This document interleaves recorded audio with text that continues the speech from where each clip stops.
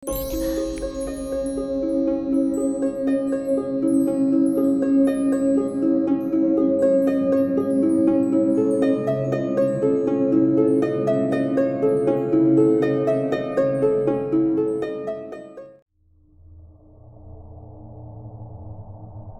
datang dan selamat malam. Saya Denny, narator dari Rumah Horor Indonesia RHI. Apa kabar? Semoga kalian ada dalam keadaan yang sehat dan berbahagia. Malam hari ini kita akan mendengarkan kembali cerita-cerita horor. Dan untuk cerita pertama, ini akan mengambil sebuah tema mati suri ya. Cerita ini seperti dikisahkan oleh Emmett McCann, seorang pria yang berasal dari sebuah kota kecil bernama Lurgan di Irlandia. Emmett punya seorang tetangga, seorang nenek yang sudah tua tapi masih bugar. Ia hidup sendiri karena suaminya telah meninggal dunia. Anak-anak dan keluarganya tidak tinggal bersamanya, tetapi masih sesekali berkunjung dan menengok dirinya. Suatu hari, nenek ini ditemukan sakit dan dikira meninggal dunia. Akhirnya dibuatlah sebuah upacara pemakaman dan ia dikuburkan di pekuburan umum. Semasa hidupnya, si nenek adalah orang yang kaya dan punya banyak harta. Kabarnya ia menyimpan perhiasan emas di dalam rumahnya karena masih sangat tradisional dan kurang percaya pada bank. Karena anak-anak dan saudaranya juga kaya, maka mereka tak punya keinginan berebut warisan dan memilih membiarkan kekayaan nenek tersebut untuk sementara di rumahnya. Suatu malam, usai acara pemakaman si nenek, hujan turun dengan derasnya. Tak ada seorang pun yang menjaga dan menunggu rumah si nenek. Timbullah niat jahat seorang pencuri yang ingin menguras semua harta si nenek. Ia berpikir aksinya akan berjalan mulus tanpa ketahuan siapa-siapa, karena rumah tersebut tak ada lagi penunggunya. Di tengah aksinya mengumpulkan semua perhiasan, ia ditepuk oleh seorang dari belakang. "Sedang apa kamu di rumahku?" Tampak seorang wanita berbaju lusuh dengan wajah keriput yang menakutkan di belakang si pencuri. Pencuri tersebut ketakutan dan lari tunggang-langgang. Ia meninggalkan rumah nenek yang dikiranya berhantu itu. Karena mendengar suara keributan dan teriak ketakutan si pencuri, maka tetangga-tetangga si nenek pun mencari tahu apa yang tengah terjadi. Lampu di rumah si nenek mulai menyala, sampai akhirnya seorang tetangga memberanikan diri memeriksa keadaan. Ajek, si nenek, maksudnya yang tadi dikuburkan, ditemukan sedang duduk di sofa dan kelelahan. Ternyata ia belum meninggal. Jadi gini, kita mesti flashback dulu ke beberapa saat sebelumnya. Jadi di pemakaman, ia belum meninggal. Ia tiba-tiba hidup lagi dan berteriak ketakutan dari dalam peti mati. Untungnya tanah pemakaman masih basah dan gembur, sehingga penjaga makam mendengar teriakan si nenek dan langsung menggali makam dan menyelamatkan si nenek. Meskipun demikian, beberapa tahun kemudian nenek ini meninggal dunia. Dan kali ini ia tak bangkit lagi dan beristirahat dengan tenang. Ya, tampaknya cerita tadi bukan cerita horor bagi kita semua, hanya bagi pencuri tadi ya. Nah, sekarang beneran cerita horor. Kali ini judulnya adalah Hantu Mie Goreng. Sebagai seorang KM atau ketua murid kelas 5, Paat mencapai posisi multi-level KM. Dia tidak hanya bertugas mengurusi anak kelasnya, dia juga hilir mudik di kelas 4 untuk mengatur semua adik kelasnya ini. Di kelas 5 SD Nagasari, Paat juga mengetuai sebuah geng tanpa nama yang beranggotakan kumpulan anak aneh. Wandi berbadan gembul dan kulit hitam seperti kerbau. Dia selalu mendengus untuk menarik ingusnya agar tidak muncul ke permukaan. Teman sepersekongkolan Wandi adalah Asep, anak berkulit putih dengan badan amat kurus. Seakan orang tuanya yang kaya tak pernah memberinya makan. Idealnya sosok seperti Asep ini adalah anak seorang berperangai indah bila dia harus muncul di sinetron. Betapa tidak, hidung Asep mancung dengan mata yang indah, ditunjang dengan kulit putih. Hanya saja sikap konyol dan kecempringan itu, maksudnya kekurusannya itu mungkin ya, membuat image terpandang itu luntur. Ia sama jalingkaknya, jalingkanya itu apa ya? Mungkin sama anehnya dengan Mori. Mori ini personel terakhir yang setelah dewasa kelakuannya lebih mirip Dwi Andika yang selalu berpenampilan heboh. Mulut tebal Mori selalu tak bisa mengatur. Ini menegaskan kesan temperamen tingginya. Aku dan beberapa temanku menyebut mereka dengan geng runtah. Runtah itu kalau di Sunda artinya sampah loh ya. Bila mereka sudah beraksi, rusuhlah keadaan. Seperti fenomena yang sedang hot di sekolah, bahwa 2 orang dari geng runtah itu tengah dirasuki oleh masing-masing arwah eyang yang menghuni pemakaman di belakang sekolah. SD Nagasari memang terpencil. Di belakangnya ada bukit kecil yang disulap jadi pemakaman umum oleh warga. Alhasil aku yang saat itu masih kelas 4 SD takut setengah mati berangkat ke sekolah bila kemarin sorenya ada mayat baru yang dikuburkan di sana. Aku baru menyadari kejadian ini bertahun-tahun kemudian setelah kelas 3 SMA. Betapa ampuh teror yang ditebar oleh geng runtah ini.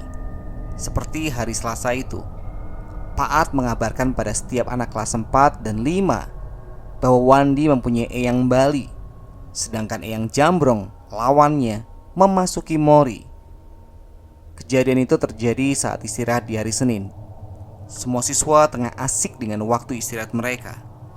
Beberapa anak perempuan bermain karet di halaman kelas, sedang Paat mengumpulkan banyak anak lelaki dari kelas 4 dan 5. Sengaja ia melakukannya agak jauh dari pantauan ruang guru, agak menjorok ke sudut sekolah. Nah, sebelumnya mohon maaf ya kalau bahasa Sunda saya kurang bagus ya. Yeh, nyak tingali si Empor. Empor nih Wandi, kesurupan Bang Jambrong. Ya kurang lebih artinya, nih lihat, si Empor kesurupan Mbah Jambrong, kata Paat menunjukkan Wandi yang sedang memasang wajah menggerung. Wah eyang Bali heula asup ka si Mori. Wah, eyang Bali duluan masuk ke si Mori, kata Paat lagi menunjuk Mori yang mulai kejang-kejang karena kerasukan, katanya sih ya. Segera saja keduanya saling bertubrukan seperti 2 atlet sumo. Percayalah bahwa semua anak yang ada di situ ketakutan, termasuk aku. Wandi meraung-raung membabi buta. Mori tak kalah liarnya. Mereka memang seperti setan, bahkan jika tidak kesurupan sekalipun. Semua anak lelaki yang mengerumuni mereka berhamburan saat Mori dan Wandi tak lagi saling melawan. Namun mereka malah bersiap menerkam penonton. Sejak kejadian itu, keduanya sering kerasukan. Hampir setiap saat, sampai tak ada lagi anak yang berani melawan geng runtah. Hari Sabtu setelah pelajaran olahraga, aku membuka bekal makananku. Sekotak mie goreng buatan nenekku. Di kelas ramai sekali. Serombongan bau angus tercium di hidungku. Perasaanku gak enak. Baunya khas geng runtah. Benar saja, Wandi menatap mataku. Aku seperti menatap mata singa. Aku menunduk tak berani menatap matanya. Dia datang bersama kawanannya. Aku khawatir sesuatu itu akan terjadi. Benar saja, Wandi mulai menggelepar, merangkak dan menggonggong padaku. Semua anak ketakutan dan juga histeris. Paat mendekatinya. Kunaon mbah? Hayang naon? Kenapa mbah? Ingin apa? Tanya Paat. Wandi menggeram. Hayang ami. Pengen mie, kata Wandi sambil meraung. Asep menatap mie goreng yang masih di tanganku. Wah mbah, iya mah aya ge mie goreng. Gak ada mbah, ada juga mie goreng, kata Asep. Bae, yang artinya biarin, kata Wandi lagi sambil menggeram. Akhirnya aku relakan si Mbah Jambrong itu memakan mie gorengku. Wandi tengah makan mie goreng dan masih kesurupan saat Bu Guru Elis datang ke kelas. Spontan anak-anak berhamburan, begitu juga dengan Wandi yang sedang kesurupan. Ia kalang kabut berlari keluar kelas dengan mulut penuh mie. Baru kali itu ada arwah kesurupan yang galau saat melihat guru masuk kelas. Apa mungkin si Mbah Jambrong lebih takut pada Bu Elis yang terkenal dengan kegalakannya itu?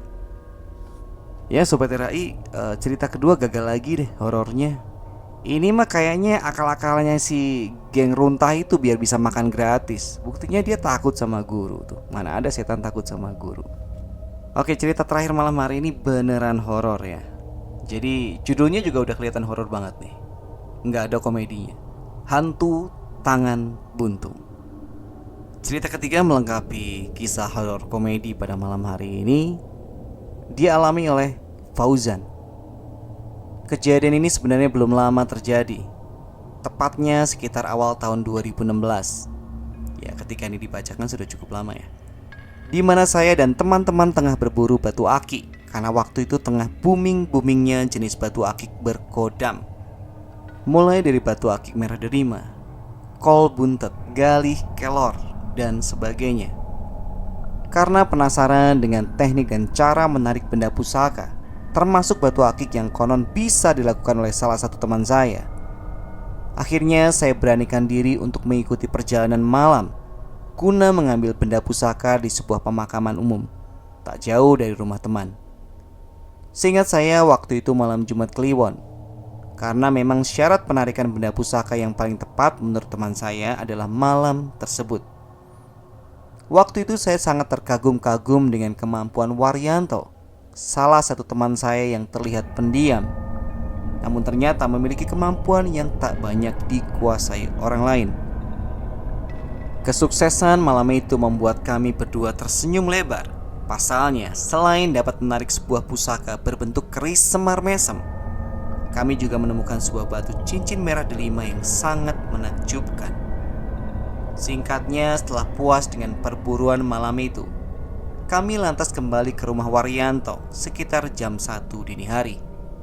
Kopi dan gorengan menjadi teman ngobrol seolah malam itu tak ingin kami lewatkan dengan tidur malam. Namun yang namanya manusia tentu ada waktunya harus istirahat, di mana kami tertidur tanpa sadar.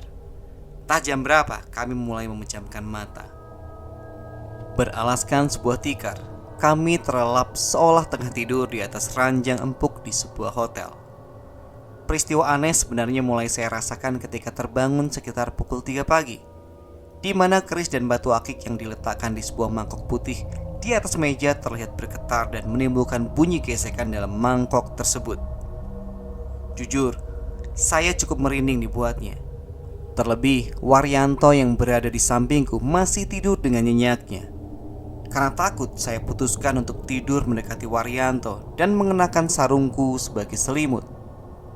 Tak lama kemudian aku mulai terlelap, atau kalau orang Jawa di sini bilang ler-leran. Waktu di mana manusia mulai tak sadarkan diri karena tertidur.